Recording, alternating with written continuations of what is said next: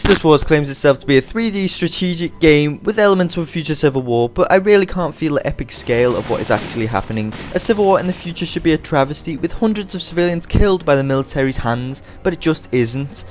Although not a lot of people look for an enticing storyline with games like this, but it's not only like it has complete gameplay to fall back on, the gameplay is clunky, boring, and the AI is stupid. What really left a bad taste in my mouth is the asking price of the game. In the UK it's $14.99. That's too much. Not only this, but I've made a preview of this game a couple of months ago and the game hasn't changed, not even slightly. So if I didn't know any better, I'd say the developers took the money and ran for the hills.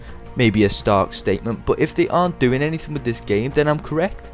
This game has many core problems, to say the least. The foundations for a good game are there, and it's rich with lore to be an enticing strategy. A fan of the Warhammer 40k franchise would enjoy any game with the foundations as this one, but it's the gameplay and the style that has really let it down. Let it down so much that I can almost disregard the rich lore and strong foundations and say give it a miss, but I shouldn't be so quick to judge. It is a working process, they claim. To start somewhere, I must say this game is bare bones. The units have almost no animation, and when they move, a sound clip plays and the unit appears where you move them. They have no moving animation, so it just seems stupid. The maps are boring with absolutely no interactive elements or even picturesque landscapes to keep you from nodding off. The movement of the units is completely clunky and annoying, and there's no customization on the way which you want your units facing. The game just picks for you. You can zoom the camera in so you can see a unit, and to my surprise they actually have nice textures and generally look good with a sci-fi feel. However, when looking at them for more than 3 seconds, you can see that they're on an animation loop and the soldiers freeze stiff halfway through the animation. How immersive is that?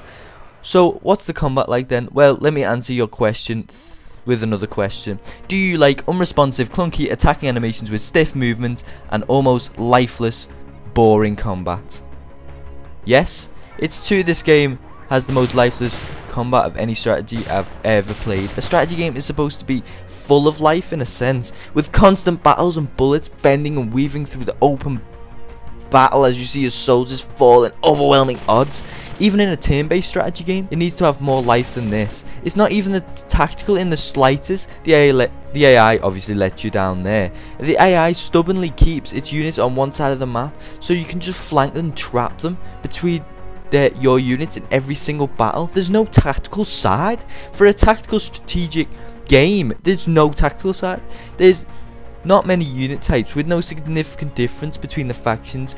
So the factions are undefinable. Why should I pick between one or the other? It would make no odds.